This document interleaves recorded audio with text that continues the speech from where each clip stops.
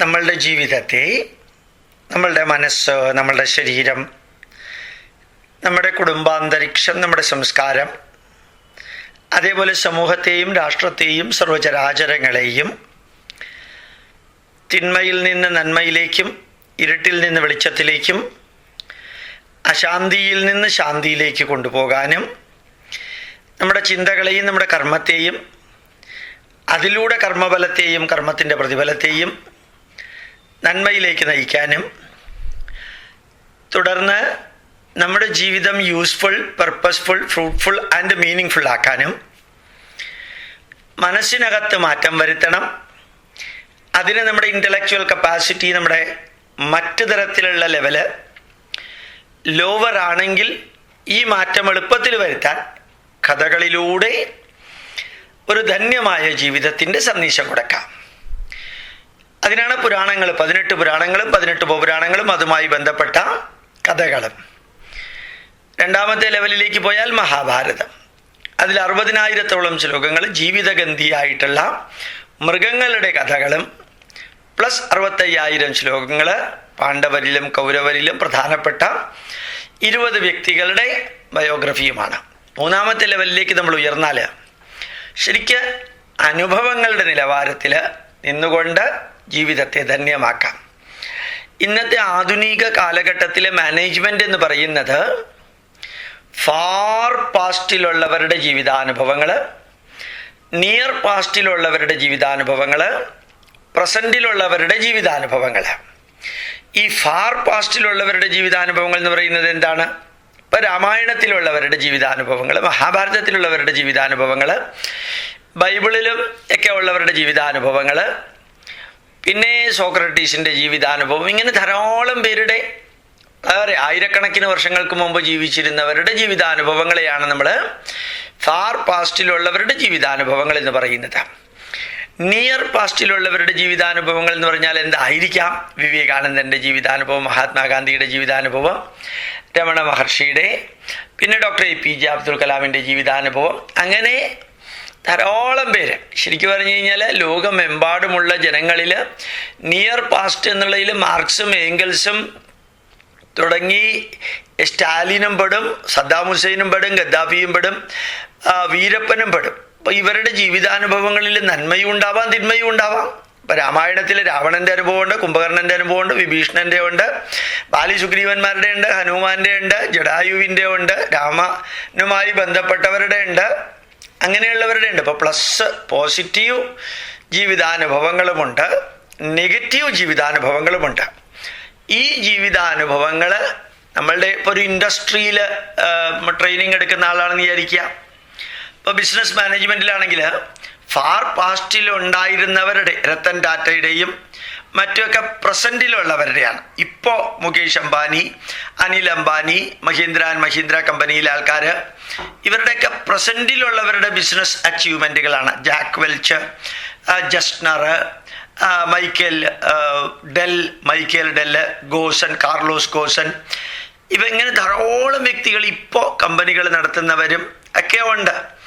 ഇപ്പോൾ ശരിക്കും പറഞ്ഞാൽ ഈ പിച്ചൈ എന്ന് പറയുന്നവരൊക്കെ ഇന്ത്യക്കാർ, ഗൂഗിളിൻ്റെയും ഇവരുടെയൊക്കെ തലപ്പത്തിരിക്കുന്ന ഇപ്പോഴത്തെ MD-മാരുടെയും ചെയർമാൻമാരുടെയും CEO-മാരുടെയും CTO-മാരുടെയും ഒക്കെ ജീവിതാനുഭവങ്ങളാണ് നമ്മൾ സാധാരണഗതിയിൽ പ്രസൻറ്റിൽ ബിസിനസ്സിന് പഠിപ്പിക്കാം. പാസ്റ്റിൽ ഉണ്ടായിരുന്നവരുടെ ജീവിതാനുഭവങ്ങളുണ്ട്. ടൊയോട്ട കമ്പനിയിൽ TPS സിസ്റ്റം, FPO സിസ്റ്റം ഒക്കെ ഉണ്ടാക്കിയവർ കഴിഞ്ഞ തലമുറയിലുള്ളവരാണ്. അപ്പം നിയർ പാസ്റ്റിലുള്ളവരുടെ ബിസിനസ് അച്ചീവ്മെൻറ്റുകളും ബിസിനസ് ഫെയില്യൂറും നമ്മൾ അനുഭവങ്ങളായിട്ട് പഠിക്കാറുണ്ട്. ഫാർ പാസ്റ്റിലുള്ളവരുടെ ബിസിനസ് അനുഭവങ്ങൾ പഠിക്കാം. അതും ബിസിനസ്സിൽ തന്നെ നന്മ നേടിയവരുടെ ഒക്കെ അനുഭവങ്ങൾ പഠിക്കാറുണ്ട്. അപ്പം ഇവിടെയൊക്കെ നമുക്ക് മനസ്സിലാക്കാനുള്ളത് ജീവിതാനുഭവങ്ങൾ ആണ് ഒരു വ്യക്തിക്ക് ശരിക്ക് മാർഗദർശകമാവേണ്ടത്. ഒരാളുടെ ഇൻ്റലക്ച്വൽ കപ്പാസിറ്റിയും അക്കാഡമിക് ക്വാളിഫിക്കേഷനും വളരുന്നതിനനുസരിച്ച് ഇവരൊക്കെ ഇവരുടെ ജീവിതാനുഭവങ്ങൾ എഴുതിയിട്ടുണ്ട്.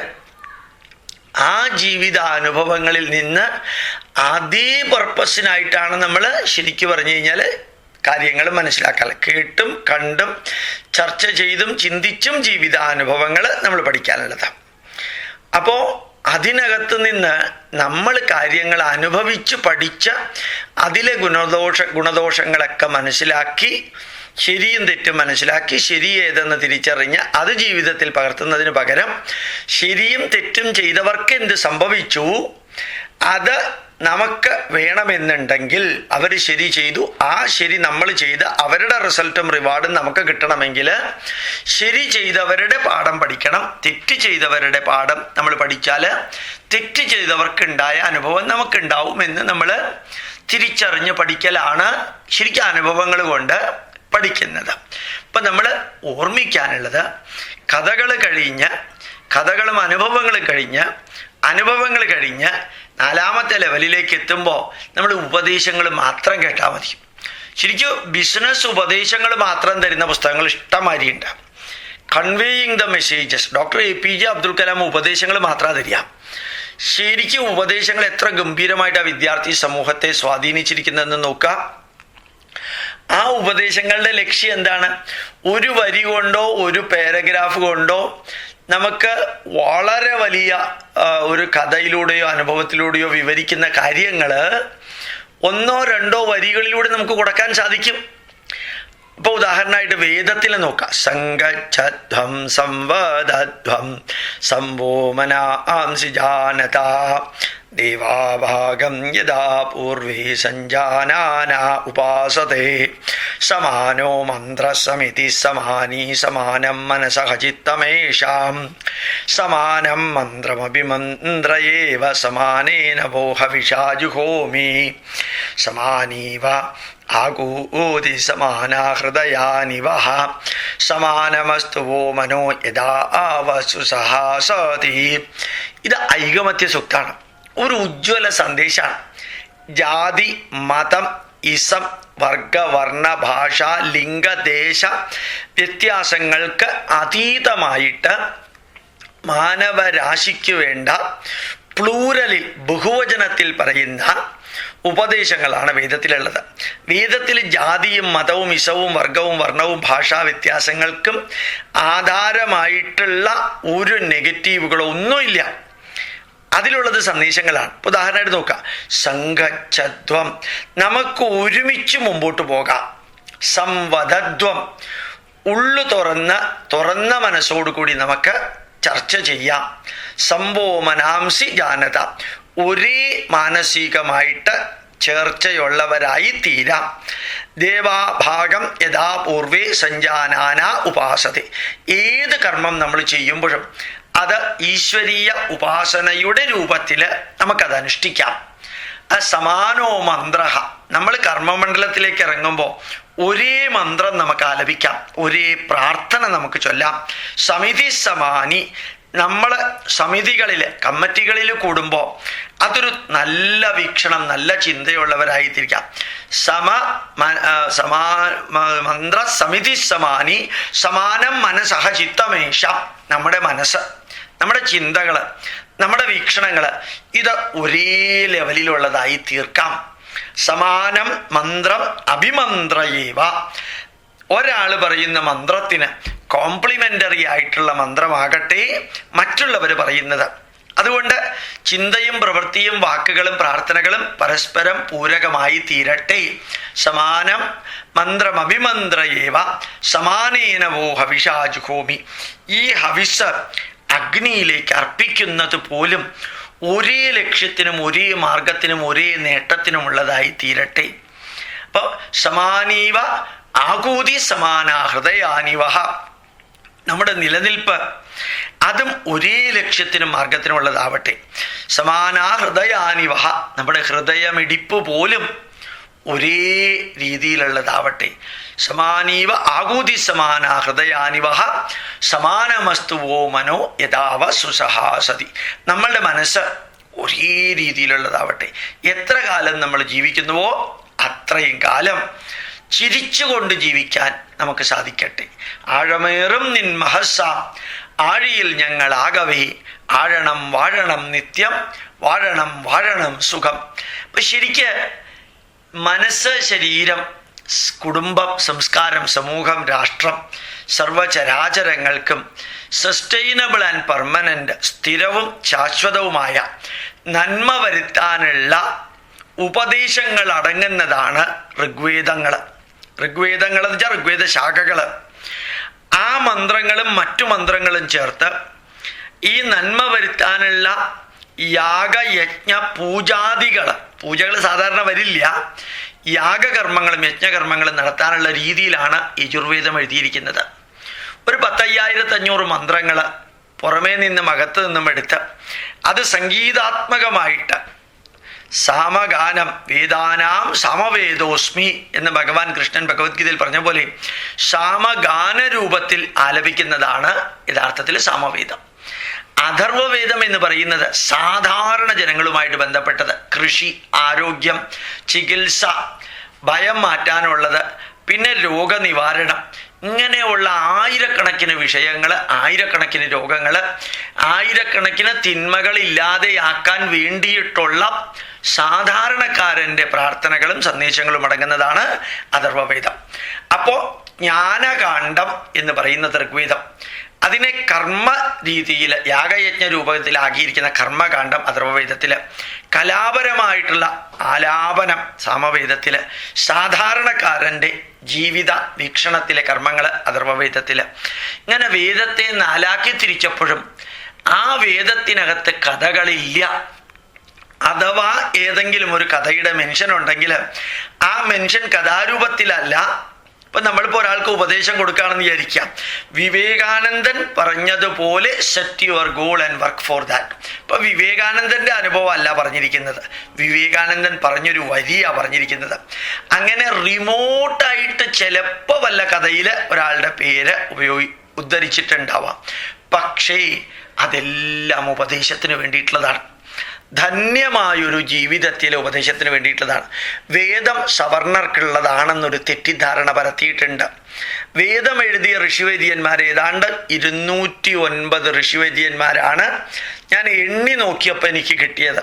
അവരിൽ ആരും ബ്രാഹ്മണരായ അച്ഛനമ്മമാർക്ക് ജനിച്ചവരല്ല. അവരൊക്കെ ക്ഷത്രിയരാണ്. ക്ഷത്രിയരായ അച്ഛനമ്മമാർക്ക് വിശ്വാമിത്ര കുലത്തിലും കണ്ണോ കുലത്തിലും ജനിച്ച് ഋഷി തുല്യരായിട്ടുയർന്നവര് അനവധി മന്ത്രങ്ങൾ എഴുതി വെച്ചതിനെ വേദവ്യാസൻ ഈ 4 വിഷയങ്ങളിലാക്കി പകുത്തു. അതാണ് യഥാർത്ഥത്തിൽ വേദം വ്യാസൻ എന്ന് പേരുണ്ടായത്. ഈ 4 വിഷയമാക്കിയിട്ട് വേദത്തെ 4ആയിട്ട് പകുത്തത് തന്നെ മത്സ്യഗന്ധി എന്ന മുക്കുവ സ്ത്രീയിൽ ജനിച്ച കൃഷ്ണദ്വൈപായനനാണ്. അപ്പം എങ്ങനെയാ ഇത് വരേണ്യവർഗത്തിൻ്റെയും സവർണരുടേതുമൊക്കെ ആയിത്തീരുന്നത് എന്ന് നിങ്ങളൊന്ന് ചിന്തിച്ചു നോക്കാം. നമ്മൾ ആരെങ്കിലും പറഞ്ഞു, ആരെങ്കിലും അത് അധിക്ഷേപിച്ചു എന്നുള്ളത് കൊണ്ട് നമ്മളും അത് ഫോളോ ചെയ്യുകയാണെങ്കിൽ അത് നമ്മൾ ബ്ലൈൻഡായിട്ട് ഫോളോ ചെയ്യല്ലേ. അത് ഒന്നും അറിയാത്തവര് മുമ്പിൽ നേതൃത്വം നൽകുമ്പോൾ ആ വ്യക്തിയുടെ ശബ്ദത്തിൻ്റെ അല്ലെങ്കിൽ വീക്ഷണത്തിൻ്റെ അടിസ്ഥാനത്തിലേക്ക് നമ്മൾ എന്തിനാ നമ്മളുടെ ബുദ്ധിയെയും യുക്തിയെയും ചിന്താശക്തിയെയും അടിയറ വയ്ക്കുന്നത്? നമ്മളൊന്ന് സ്വയം ചിന്തിച്ച് നോക്കാം. നമ്മൾ വേദം പഠിക്കണം. ഞങ്ങൾ ഇന്ത്യൻ ഇൻസ്റ്റിറ്റ്യൂട്ട് ഓഫ് സയൻറ്റിഫിക് ഹെറിറ്റേജിൽ ആയിരക്കണക്കിന് വ്യക്തികളെ വേദമന്ത്രം പാരായണം ചെയ്യാൻ പഠിപ്പിക്കുന്നുണ്ട്. ബൈഹാർട്ട് പഠിപ്പിക്കുന്നില്ല. ബൈഹാർട്ട് പഠിപ്പിക്കേണ്ട ആവശ്യമില്ലെന്ന് പലപ്പോഴും എനിക്ക് തോന്നാറുണ്ട്. എന്താ അങ്ങനെ തോന്നാൻ കാരണം അറിയോ? പണ്ടത്തെ കാലത്ത് വേദ പഠനം എന്ന് പറയുന്നത് ഒരു ഉപജീവന മാർഗത്തിൻ്റെ കൂടി രീതിയായിരുന്നു. ഒന്നുകിൽ യാഗകർമ്മങ്ങൾ നടത്താൻ, അല്ലെങ്കിൽ പൂജാകർമ്മങ്ങൾ നടത്താൻ, അല്ലെങ്കിൽ യജ്ഞം നടത്താൻ, അതല്ലെങ്കിൽ പൗരോഹിത്യത്തിന് വേണ്ടി കൂടിയായിരുന്നു ഈ വേദങ്ങൾ പഠിക്കാം. ഇന്ന് വേദങ്ങൾ പഠിക്കുന്നത് മറ്റ് നല്ല പ്രൊഫഷനിലുള്ളവർ പഠിച്ചാൽ എനിക്ക് വേദം അറിയാം എന്നുള്ളത് സ്വരത്തോടുകൂടി വേദം പഠിക്കണം. വേദത്തിന് സ്വരമുണ്ട്. സ്വരം വേദത്തിൽ പോയാൽ പിന്നെ വേദത്തിൻ്റെ ജീവൻ പോയി. ആ സ്വരത്തോടു കൂടി വേണം വേദം വായിക്കാൻ. ഇപ്പം നല്ല കീർത്തനങ്ങൾ ചൊല്ലുമ്പോൾ അതിനൊരു രാഗമില്ലേ? ഒരു സിനിമാ പാട്ടിന് ഒരു രാഗമില്ലേ? ആ രാഗം ഇല്ലാതെ സിനിമാ പാട്ട് പറയുകയാണെങ്കിൽ എങ്ങനെ ഉണ്ടായിരിക്കും? അപ്പോൾ വരികൾ വായിക്കുന്നത് പോലെയല്ല വരികൾ ഉപയോഗിച്ച് പാട്ട് പാടുന്നത്. അതേപോലെ സന്ദേശങ്ങൾ neuro linguistic effect, psycho linguistic effect ഉണ്ടാക്കാൻ വേണ്ടി അത് ഗാനരൂപത്തിൽ ഉദാത്തം, അനുദാത്തം, സ്വരിതം, രേപം, ഹ്രസ്വം, പ്രചേയം, അനുനാസിക, കമ്പം, ദീർഘകമ്പം, പ്ലുതം 10 സ്വരത്തോടു കൂടിയാണ് ഈ വേദമന്ത്രങ്ങൾ വായിക്കുക. അർത്ഥമറിയാതെ വേദമന്ത്രങ്ങൾ കേട്ടാലും തലച്ചോറിനകത്ത് മ്യൂസിക്കൽ തെറാപ്യൂട്ടിക്കൽ എഫക്റ്റ് ഉണ്ട്. വേദമന്ത്രങ്ങൾ കേട്ടാൽ, അർത്ഥം അറിഞ്ഞുകൊണ്ട് കേട്ടാൽ ഒരുപക്ഷെ മാനസികമായിട്ടുള്ള സൈക്കോ ലിംഗ്വിസ്റ്റിക് എഫക്റ്റും ന്യൂറോ ലിംഗ്വിസ്റ്റിക് എഫക്റ്റും ഉണ്ട്. അപ്പം നമ്മൾ വേദം പഠിക്കുക എന്നുള്ളത് 21ാം നൂറ്റാണ്ടിനെ സംബന്ധിച്ചിടത്തോളം ചിലരൊക്കെ ബൈഹാർട്ട് പഠിപ്പിക്കുന്നുണ്ട്. അങ്ങനെ പഠിക്കാൻ സാധിക്കുന്നവരെ ധൈര്യമായിട്ട് അങ്ങനെ പഠിപ്പിക്കുക. പഠിക്കാൻ ബുദ്ധിമുട്ടുള്ളവർ വേദം വായിക്കാനാണെങ്കിലും ഒന്ന് പഠിക്കുക. അങ്ങനെ വേദം വായിക്കാൻ പഠിക്കുക എന്ന് പറഞ്ഞാൽ വലിയൊരു അച്ചീവ്മെൻറ്റാണ്. കാരണം ഇത്രയും കാലം ഇതിനെ പുരോഗമനവാദികളും നിരീശ്വരവാദികളും യുക്തിവാദികളും അവർ ബൈബിളിനെതിരെ ഒന്നും പറയില്ല, ഖുറാനെതിരെ ഒന്നും പറയില്ല. ബൈബിളും ഖുറാനും ഒക്കെ നിങ്ങൾ വായിച്ചാൽ നിങ്ങൾക്ക് ശരിക്കും പറഞ്ഞാൽ എന്താ തോന്നുകയെന്ന് തന്നെ എനിക്ക് പറയാൻ പറ്റില്ല. അത്രയും അധികം പ്രാകൃതമായ ജനതയ്ക്ക് 10,300 വർഷങ്ങൾക്ക് മുമ്പ് അറേബ്യയിൽ ചീഞ്ഞളിഞ്ഞ മാംസം കഴിച്ച് ജീവിച്ച ആ പ്രാകൃതരായ മരുഭൂമിയിൽ ജീവിക്കുന്നവർക്ക് വേണ്ടി എഴുതിയ പുസ്തകമാണ് ഖുറാൻ. അത് നിങ്ങൾ തിരിച്ചറിയണം. അതേപോലെ പ്രാകൃതരായ ഇസ്രായേലിലെ ജനതയ്ക്ക് വേണ്ടി എഴുതിയതാണ് ഈ ബൈബിള്. ഇത് രണ്ടും സംസ്കാര സമ്പന്നമായി 6000-7000 വർഷങ്ങൾക്ക് മുമ്പ് തന്നെ ഈ വേദങ്ങളും അത്ര ഗംഭീരമായിട്ടുള്ള സാഹിത്യങ്ങളും ബുദ്ധിക്കും യുക്തിക്കും ശാസ്ത്രത്തിനും നിരക്കുന്ന വിധത്തിൽ ഇന്നത്തെ MBAക്ക് പോലും അഡോപ്റ്റബിൾ ആവുന്ന വിധത്തിൽ കഥകളും അനുഭവങ്ങളും ഉപദേശങ്ങളും ജീവിത സത്യങ്ങളും ചേർത്ത് പറഞ്ഞുകൊടുത്ത് പഠിപ്പിച്ച് ഉയർത്താൻ വേണ്ടി എഴുതിയ ഏറ്റവും കോംപ്ലിക്കേറ്റഡ് ഗ്രന്ഥങ്ങളാണ് വേദങ്ങൾ. അതാണ് ആദ്യം ഉണ്ടായത്. അത് കൃതയുഗത്തിലുണ്ടായി എന്ന് പറയുന്നു. അത് കഴിഞ്ഞിട്ടുണ്ടായതാണ് രാമായണം, അത് ത്രേതായുഗത്തിൽ. അത് കഴിഞ്ഞിട്ടുണ്ടായതാണ് മഹാഭാരതവും പുരാണങ്ങളും, അത് ദ്വാപരയുഗത്തിൽ. പിന്നെ ചില പുരാണങ്ങൾ ഉണ്ടായത് കലിയുഗത്തിൽ. അപ്പൊ ആദ്യം ഉണ്ടായത് ഏറ്റവും കോംപ്ലിക്കേറ്റഡ് ആയിട്ടുള്ള ഗ്രന്ഥങ്ങളാണ്. സാധാരണ രീതിയിൽ എന്താ സംഭവിക്കുക? ലോവർ പ്രൈമറി നിന്നാണ് അപ്പർ പ്രൈമറി, അപ്പർ പ്രൈമറി നിന്നാണ് ഹൈസ്കൂള്, ഹൈസ്കൂളിൽ നിന്നാണ് ഗ്രാജുവേഷനും പോസ്റ്റ് ഗ്രാജുവേഷനും. താഴെ നിന്ന് മുകളിലേക്കല്ലേ. ഭാരതത്തിൽ മാത്രം സംഭവിച്ചത് ഏറ്റവും മുകളിലുള്ളവർക്കാണ് ആദ്യത്തെ ഗ്രന്ഥങ്ങളൊക്കെ എഴുതിയത്. ആ വേദത്തിന്റെ ഭാഗമാണ് ഈശാവാസ്യോപനിഷത്ത്, യജുർവേദത്തിന്റെ ഭാഗം. അപ്പോൾ ഉപനിഷത്തുക്കളും വേദങ്ങളും ആദ്യം ഉണ്ടായി. അത് മനസ്സിലാക്കാൻ ബുദ്ധിമുട്ട് ആൾക്കാർക്ക് തോന്നുമ്പോൾ അതിലെ സന്ദേശങ്ങൾ അപ്ലൈഡ് ഫീൽഡിലേക്ക് എടുത്ത് ജീവിതാനുഭവങ്ങളുള്ള വാൽമീകി രാമായണം ഉണ്ടായി. അത് മനസ്സിലാക്കാൻ ബുദ്ധിമുട്ട് തോന്നുന്നവർക്ക് അനുഭവങ്ങളും കഥകളും ചേർത്ത മഹാഭാരതം ഉണ്ടായി. അത് മനസ്സിലാക്കാൻ ബുദ്ധിമുട്ട് തോന്നുന്ന സാധാരണക്കാർക്ക് കഥകളിലൂടെ പുരാണങ്ങൾ വിവരിച്ചു കൊടുത്തു. അപ്പോൾ നമ്മൾ മാത്രം ലോവറിൽ നിന്ന് ഹയ്യറിലേക്കല്ല പോയത്, ഹയ്യറിൽ നിന്ന് ലോവറിലേക്കാണ്. Highest ലെവലിലുള്ളവർക്കാണ് വേദത്തിൻ്റെ level. എല്ലാവരും വേദം പഠിക്കണമെന്നില്ല, എല്ലാവരും വേദം പഠിക്കണ്ട, എല്ലാവരും വേദം പഠിക്കരുത്. അങ്ങനെ പറഞ്ഞിരിക്കുന്ന 3 എണ്ണത്തിനും 3 അർത്ഥമല്ലേ ഉള്ളത്. എല്ലാവരും പഠിക്കണമെന്നില്ല. നിങ്ങൾക്ക് സൗകര്യവും സമയവും കഴിവും ഉണ്ടെങ്കിൽ പഠിച്ചാൽ മതി. എല്ലാവരും വേദം പഠിക്കണ്ട. സമയവും സൗകര്യവും ബാക്കിയുള്ളത് ഉണ്ടെങ്കിൽ, താല്പര്യവും ഉണ്ടെങ്കിൽ പഠിച്ചാൽ മതി. പഠിക്കരുത്. സൗകര്യവും സന്ദർഭവും എല്ലാം ഉണ്ടെങ്കിലും പഠിക്കരുത്. അങ്ങനെ പറഞ്ഞിട്ടില്ല. 3ാമത്തെ വരി പറഞ്ഞിട്ടില്ല. ആർക്ക് വേണമെങ്കിലും വേദം പഠിക്കാം, ഏത് വിഭാഗക്കാർക്ക് വേണമെങ്കിലും വേദം പഠിക്കാം. അക്ഷരശുദ്ധി ഉണ്ടാവണം. അതിൻ്റെ ഉദ്ദേശ ലക്ഷ്യങ്ങൾ നമ്മൾ വളരെ വ്യക്തമായിട്ട് അറിഞ്ഞിരിക്കണം.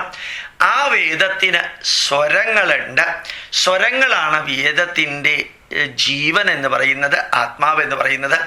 അതിലെ അക്ഷരങ്ങൾ തെറ്റരുത്. ആ വേദത്തിലെ അക്ഷരങ്ങളാണ് യഥാർത്ഥത്തിൽ വേദത്തിൻ്റെ ശരീരം എന്ന് പറയുന്നത്. അങ്ങനെ ധന്യമായ ഒരു രീതിയിൽ വേദം പഠിക്കുമ്പോൾ ഓർമ്മിക്കുക, വേദത്തിന് ശാഖകൾ തന്നെ അനവധിയുണ്ട്. എന്തിനാ ഈ അനവധി ശാഖകൾ? ഒരു വേദം എഴുതിയിട്ട് ഇതല്ലാതെ വേറൊന്നും നീ പഠിക്കരുത്, ഇതിലൂടെ മാത്രമേ നിനക്ക് സ്വർഗത്തിലേക്ക് പോകാൻ സാധിക്കുള്ളൂ, ഇതല്ലാണ്ട് മറ്റെന്ത് പഠിച്ചാലും നീ കുംഭീപാത നരകത്തിലേക്ക് പോകും എന്ന് പറഞ്ഞിട്ടില്ല. ഓരോ വേദവും ഗുരുക്കന്മാർ കമ്പോസ് ചെയ്ത് ശിഷ്യന്മാർക്ക് കൊടുത്ത് ശിഷ്യന്മാരോട് പറഞ്ഞു, അഡീഷനും ഡെലീഷനും മോഡിഫിക്കേഷനും കറക്ഷനും വരുത്തി നിൻ്റേതായിട്ടുള്ള ഒരു ശാഖ നീ ഉണ്ടാക്കിക്കൊള്ളുക. ആദ്യത്തെ ശാഖയിൽ നീ മാറ്റം വരുത്തിയിട്ട് പുതിയ നിന്റെ ശാഖ നീ ഉണ്ടാക്കിക്കൊള്ളുക. ആദ്യത്തെ അവിടെ അതേപോലെ തന്നെ ഇരിക്കട്ടെ. ആദ്യത്തേത് അതേപോലെ ഇരിക്കട്ടെ, നിന്റേതായിട്ടുള്ള പുതിയൊരു ശാഖ ഉണ്ടാക്കുക, എന്നിട്ട് നീ നിന്റെ ശിഷ്യന്മാരെ പഠിപ്പിക്കുക. അങ്ങനെ ഓരോ ശിഷ്യന്മാരോടും ഋഷീശ്വരന്മാർ പറഞ്ഞു, നീ നിന്റേതായിട്ടുള്ള പുതിയ ശാഖകള്, ഞാൻ നേരത്തെ പറഞ്ഞ അതേ വരി ആവർത്തിക്കുന്നു, അഡീഷനും ഡിലീഷനും മോഡിഫിക്കേഷനും കറക്ഷനും വരുത്തിയിട്ട് ഉണ്ടാക്കിയിട്ട് അടുത്ത തലമുറയ്ക്ക് പ്രചരിപ്പിക്കാം. അതുകൊണ്ട് ഈ വേദശാഖ എന്ന് പറയുന്നത് ഉണ്ട്. നമ്മുടെ ഗോത്രവും പ്രവരവും സൂത്രവും നോക്കിയിട്ട് ഞാൻ ഏത് വേദശാഖക്കാരനാന്ന് പറയാൻ സാധിക്കും. ഞാനിപ്പോ വിശ്വാമിത്ര ഗോത്ര, ആശ്വലായന സൂത്ര, ജമദഗ്നി പ്രവര, ഗോപാലകൃഷ്ണ ശർമാനാമ അഹംബോ അഭിവാദി. വിശ്വാമിത്ര ഗോത്രവും ആശ്വലായന സൂത്രവും എന്ന് പറഞ്ഞാൽ അത് ഋഗ്വേദികളാണ്. ഇപ്പം ഞങ്ങൾ ഋഗ്വേദികളാണ്. ചിലർ ഭരദ്വാജ ഗോത്രത്തിലുണ്ടവർ, അത് യജുർവേദികളാണ്. ആംഗീരസ ഗോത്രക്കാരുണ്ട്, അത് ഋഗ്വേദികളാണ്. അപ്പോൾ വിശ്വാമിത്ര ഗോത്രക്കാരും ആംഗീരസ ഗോത്രക്കാരും തമ്മിൽ വിവാഹം നടത്താറില്ല. ഒരേ ഗോത്രത്തിലുള്ളവര് വിവാഹം നടത്താറില്ല. ഈ പാശ്ചാത്യ നാടുകളിൽ അവിടുത്തെ ജനത രാജാക്കന്മാരിലേക്കാണ് ആട്രിബ്യൂട്ട് ചെയ്യുക. നമ്മൾ രാജാക്കന്മാരിലേക്കല്ല, നമ്മൾ ഋഷിമാരിലേക്കാണ് ആട്രിബ്യൂട്ട് ചെയ്യുക. അപ്പം നമ്മുടെ ഗോത്രം എന്ന് പറയുന്നത് എല്ലാം ഉണ്ടായിട്ട് അത് ത്യജിച്ച് സന്യാസത്തെ സ്വീകരിച്ച വിശ്വാമിത്രൻ, കണ്വ ഗോത്രം, ആംഗീരസ ഗോത്രം, അതുപോലെ അഗസ്ത്യ ഗോത്രം, ഭരദ്വാജ ഗോത്രം, പിന്നെ ധാരാളം ഗോത്രങ്ങളുണ്ട്. ആ ഗോത്രങ്ങളൊക്കെ ഒറ്റമുണ്ടെടുത്ത സന്യാസിമാരുടെ ഗോത്രമാണ്. ഇപ്പം നമ്മളുടെ പൈതൃകത്തില് ആരംഭം സന്യാസിമാരിൽ നിന്നാണ്. ലോകത്തിലെ മറ്റെല്ലാ രാഷ്ട്രങ്ങളിലും ആരംഭം ഒന്നുകിൽ ഒരു വലിയ കള്ളന്റെയും കൊള്ളക്കാരൻ്റെയും പേരിലായിരിക്കും, അല്ലെങ്കിൽ ഏതെങ്കിലും രാജാവിൻ്റെ പേരിലായിരിക്കും. നമ്മൾ മാത്രമാണ് രാജാവിൻ്റെ പേരിലായിരുന്നു എങ്കിൽ നമുക്ക് ദശരഥന്റെ ഗോത്രമാണ് വേണ്ടത്, അതല്ലെങ്കിൽ ധർമ്മപുത്രരുടെ, അല്ലെങ്കിൽ ധൃതരാഷ്ട്രരുടെ, അതല്ലെങ്കിൽ എത്രയോ രാജാക്കന്മാരുണ്ട്. പ്രഹ്ലാദൻ രാജാവായിരുന്നു, മഹാബലി രാജാവായിരുന്നു, ധ്രുവൻ രാജാവായിരുന്നു, പൃഥു രാജാവായിരുന്നു. ഈ രാജാക്കന്മാരുടെ ഗോത്രമായിരുന്നു നമുക്ക് വരേണ്ടിയിരുന്നത്. നമ്മൾ രാജാക്കന്മാരുടെ ഗോത്രത്തിലേക്കല്ല പോയത്, നമ്മൾ പോയത് ഋഷീശ്വരന്മാരുടെ ഗോത്രത്തിലേക്കാണ്. അതിൻ്റെ അർത്ഥം എന്താണ്? ശരിക്കു പറഞ്ഞാൽ ഉണ്ടായിട്ട് വേണ്ടാത്തവരാണ് ഋഷീശ്വരന്മാര്. ഹാവ്സും ഹാവ് നോട്ട്സും രണ്ട് വിഭാഗത്തിലുള്ള ജനതയാണ് ലോകത്തിലുള്ളത് എന്നാണ് മാർക്സും ലെനിനും ഏംഗൽസും ഇവിടെയുള്ള പാവപ്പെട്ട പാപ്പരായ വൈരുദ്ധ്യാധിഷ്ഠിത അവസരവാദത്തിലൂടെ ജീവിക്കുന്ന കമ്മ്യൂണിസ്റ്റുകാരും പറഞ്ഞത്. ഹാവ്സും ഹാവ് നോട്ട്സും മാത്രമേ ലോകത്തിലുള്ളൂ എന്നാണ്. പക്ഷെ ഭാരതീയത്തിൽ പറഞ്ഞിരിക്കുന്നത് എന്താ? ഉള്ളവരുണ്ട്, ഇല്ലാത്തവരുണ്ട്, ഉണ്ടായിട്ട് വേണ്ടാത്തവരും അല്ലെങ്കിൽ ഉണ്ടായിട്ട് വേണ്ടെന്ന് വെച്ചവരും ഭാരതത്തിലുണ്ട്. ഉണ്ടായിട്ട് വേണ്ടാത്തവർ അല്ല, ഉണ്ടായിട്ട് വേണ്ടെന്ന് വെച്ചവരെയാണ് നമ്മൾ ഋഷീശ്വരന്മാരെന്ന് പറയാം. ആ ഋഷീശ്വരന്മാരുടെ കുലത്തിലാണ് നമ്മൾ ജനിച്ചത്. ആ ഋഷീശ്വരന്മാരാണ് വേദമന്ത്രങ്ങൾ എഴുതിയത്. ആ ഋഷീശ്വരന്മാർ, ഓരോ വേദമന്ത്രം എഴുതിയ ഋഷീശ്വരന്റെ പേര് ആ വേദമന്ത്രം ആലപിക്കുന്നതിന്റെ മുകളിൽ തന്നെ എഴുതിയിട്ടുണ്ട്. ഗാദിനോ വിശ്വാമിത്ര ഋഷി ദേവി ഗായത്രി ചന്ദ മിത്രോ ദേവത. ഗാദിന വിശ്വാമിത്രൻ എന്ന് പറയുന്ന ഒരു ഋഷിയാണ് നമ്മൾ ഗായത്രി മന്ത്രം എഴുതിയിരിക്കുന്നത്. ഗാദിനോ വിശ്വാമിത്ര ഋഷി ദേവി ഗായത്രി ചന്ദ മിത്രോ ദേവത. മിത്രസ്യ ചർഷണേ ധൃതോ വോ ദേവസ്യ ദാനസീദ്യുമ്നം ചിത്രശ്രവസ്തമം മിത്രോ ജനാന്യാദയതി ബ്രുവാണോ മിത്രോ ദാദാര പൃഥിവീ ഉദാദ്യാം മിത്രകൃഷ്ടേര നിമിഷാപി ചേഷ്ടേ മിത്രായ ഹവ്യം കൃതമജ്ജുഹോത പ്രസമിത്രമർത്തോ അസ്തു പ്രയസ്വാൻ യസ്ത ആദിത്യ ശിക്ഷതേർവ്രതേന ന ഹന്യതേ ന ജീയതേ തോം തോ നൈനമം ഹോ അശ്നോത്യന്തി തോ ന ദൂരാത്. ഗാദിന വിശ്വാമിത്രൻ എഴുതിയതാണത്. അതാ ആ മഹർഷിയുടെ പേര് പറഞ്ഞിട്ട് ആ സൂക്തത്തിന്റെ വിവരണം നൽകുക. ഇപ്പോ നമ്മുടെ ഋഷീശ്വരന്മാർക്ക് ചരിത്രബോധം ഉണ്ടായിരുന്നില്ല എന്നൊക്കെ പറയുന്നത് തെറ്റാണ്. അത് ആരാ എഴുതിയിരിക്കുന്നത് എന്നുള്ളത് വളരെ വ്യക്തമായിട്ട് അറിയാം. ഏത് കാലഘട്ടത്തിലാണെന്നുള്ളത് നമ്മൾ കാൽക്കുലേറ്റ് ചെയ്യണം. എന്തുകൊണ്ടാണ് കാലഘട്ടം പറയാത്തത്, എഴുതാത്തത്? കാലാതീതമായ സന്ദേശം ഏത് കാലഘട്ടത്തിലാണ് എഴുതിയത് എന്നുള്ളത് പറയുന്നതിൽ ഒരു പ്രസക്തിയില്ല. കാലാതീതമായ സന്ദേശം. ഇപ്പൊ ഭൂമി ഉരുണ്ടതാണ് എന്ന് പറയുന്നതിന് കോപ്പർനിക്കസ് ആണ് അത് കണ്ടുപിടിച്ചത് എന്നും വേണമെങ്കിൽ പറയാം. കോപ്പർനിക്കസ് ഏത് വർഷം ഏത് ദിവസം എങ്ങനെയാ കണ്ടുപിടിച്ചതെന്ന് പറഞ്ഞാലേ ഭൂമി ഉരുണ്ടതാണെന്ന് ഞാൻ വിശ്വസിക്കുള്ളൂ എന്ന് പറയുന്നത് അബദ്ധമല്ലേ? അത് ഭൂമിക്ക് ആകർഷണ ശക്തിയുണ്ട്. നമ്മുടെ ഭാസ്കരാചാര്യ രണ്ടാമൻ 1148 സിദ്ധാന്ത ശിരോമണി എന്ന പുസ്തകത്തില് 6-ാമത്തെ അധ്യായത്തിലെ 20-ാമത്തെ വരിയായിട്ട് കൊടുത്തിട്ടുണ്ട്. ആകൃഷ്ടി ശക്തിശ്ച മഹീതയായത് ഘസ്തം ഗുരുസ്വാഭിമുഖം സ്വശക്തിയ ആകൃഷ്യതേ തത് പതതീതി ഭാതി സമയേ സമന്തത്വപതത്യയം ഹേ. ഭാസ്കരാചാര്യർ എന്നാ അത് പറഞ്ഞതെന്ന് ചോദിക്കുമ്പോഴാണ് നമ്മൾ 1148 എന്ന് പറയേണ്ടത്. ഏത് പുസ്തകത്തിലാണെന്ന് പറയുമ്പോഴാണ് സിദ്ധാന്ത ശിരോമണിയിലാണെന്ന് പറയേണ്ടത്. താൻ പറയുന്നത് സത്യമാണോ, ഏത് അധ്യായത്തിലാണ്, ഏത് വരിയാണെന്ന് ചോദിക്കുമ്പോഴാണ് 6-ാം അധ്യായത്തിലെ 20-ാമത്തെ 21, 22 വരികൾക്ക് മുഴുവനും ഇതാണ് വിവരിക്കുന്നതെന്ന് പറയുന്നത്. അല്ലാതെ ഭൂമിയുടെ ആകർഷണ ശക്തിയെക്കുറിച്ച് ഞാൻ ഒരു ലെക്ചർ കൊടുക്കുമ്പോൾ ആര് എന്ന് കണ്ടുപിടിച്ചു എന്ന് പറഞ്ഞില്ലെങ്കിലും ആകർഷണ ശക്തി പാസ്റ്റിലും ഉണ്ടായിരുന്നു, പ്രസന്റിലുമുണ്ട്, ഫ്യൂച്ചറിലുമുണ്ട്. അത് എന്ന് വിവരിച്ചു എന്ന് വേണമെങ്കിൽ പറയാമെന്നല്ലാതെ എന്നുണ്ടായി എന്ന് പറയേണ്ട കാര്യമില്ല. ഇപ്പൊ വേദമന്ത്രങ്ങളിൽ പറഞ്ഞിരിക്കുന്ന ശാശ്വത നന്മയ്ക്കുള്ള സന്ദേശങ്ങൾ എന്നും സന്ദേശങ്ങളാണ്. അത് എന്ന് ആ സന്ദേശങ്ങൾക്ക് ആധാരമായ നന്മ നിറഞ്ഞ സത്യങ്ങൾ എന്നുണ്ടായി എന്ന് ചോദിക്കേണ്ട കാര്യമില്ല. അത് പണ്ടും ഉണ്ടായിരുന്നു, ഇപ്പോഴും ഉണ്ട്, ഇനിയും ഉണ്ടായിരിക്കും. അപ്പൊ നമ്മൾ ഈവൻ കഥകളിൽ പോലും അങ്ങനെയുള്ള ചോദ്യം വരാറില്ല. ആമയും മുയലും തമ്മിലുള്ള കഥ ഇതെവിടെ നടന്നതാന്ന് ചോദിക്കാറുണ്ടോ? ആമ ഏത് ഭാഷയിലാ മുയലിനോട് സംസാരിച്ചതെന്ന് പറയാറുണ്ടോ? ആമയും മുയലും പന്തയം വെച്ചപ്പോ മുയൽ ഉറങ്ങി, അത് ആരാ കണ്ടേന്ന് ചോദിക്കാറുണ്ടോ? ആമയാണ് പന്തയത്തിൽ ജയിച്ചതെന്ന് ആരാ തെളിയിച്ചത്? അമ്പയർ ആരായിരുന്നു, റെഫറി ആരായിരുന്നു ചോദിക്കാറുണ്ടോ? ഇല്ല. എന്താ അങ്ങനെ ചോദിക്കേണ്ടെന്ന് പറയാൻ കാരണം, അതിനകത്തുള്ള സന്ദേശത്തിന് പ്രാധാന്യം വരുമ്പോൾ ഈ കഥയുടെ മറ്റ് ക്യാപ്സ്യൂളിൻ്റെ കവറുകളൊക്കെ മാറ്റി മരുന്ന് മാത്രം സന്ദേശമായിട്ട് എടുത്താൽ മതി. അപ്പൊ വേദ സന്ദേശങ്ങൾ അത് സസ്റ്റൈനബിൾ ആൻഡ് പെർമനന്റ് നന്മയ്ക്കുള്ളതാണ്. ആ വേദത്തിൽ ആയിരക്കണക്കിന് സന്ദേശങ്ങളുണ്ട്. ഈ പ്രഭാഷണം കേൾക്കുന്ന ഓരോരുത്തരോടും ഞാൻ നിർദ്ദേശിക്കുന്നു, അഭ്യർത്ഥിക്കുകയല്ല. നിങ്ങൾ ഹിന്ദുവോ ക്രിസ്ത്യാനിയോ മുസൽമാനോ ഇടതുപക്ഷോ വലതുപക്ഷോ മധ്യപക്ഷോ ആരും ആവട്ടെ, വിമർശിക്കാനോ എതിർക്കാനോ പുച്ഛിക്കാനോ അവഹേളിക്കാനോ നിഷേധിക്കാനോ തമസ്കരിക്കാനോ നിരാകരിക്കാനോ സ്വീകരിക്കാനോ ഉള്ള സ്വാതന്ത്ര്യം നിങ്ങൾക്കുണ്ട്. പഠിച്ചതിന് ശേഷം ഒന്ന് വേദം പഠിച്ചു നോക്കുക. നിങ്ങളിൽ മാറ്റം വരുന്നുണ്ടോ ഇല്ലയോ എന്ന് നിങ്ങൾക്ക് തന്നെ തിരിച്ചറിയാൻ സാധിക്കും. നിങ്ങളുടെ വീട്ടിൽ മാറ്റം ഉണ്ടാവും, നിങ്ങളുടെ സ്വഭാവത്തിൽ മാറ്റം ഉണ്ടാവും, വീട്ടുകാരോടുള്ള നിങ്ങളുടെ അപ്രോച്ചിനോട് മാറ്റം ഉണ്ടാവും. ഇതൊന്നും ആത്മീയത കൊണ്ടുള്ള മാറ്റമല്ല, മറിച്ച് നിങ്ങൾ വേദം പഠിക്കുന്നു എന്നുള്ളത് കൊണ്ട് തന്നെയുള്ള മാറ്റമാണെന്നറിയാൻ സാധിക്കട്ടെ. ഇനിയും നമ്മൾ ഉപനിഷത്തുക്കളിലൂടെ കടന്നു പോകും. നമുക്ക് അടുത്ത ക്ലാസ്സിന് കാത്തിരിക്കാം. പ്രണാമം.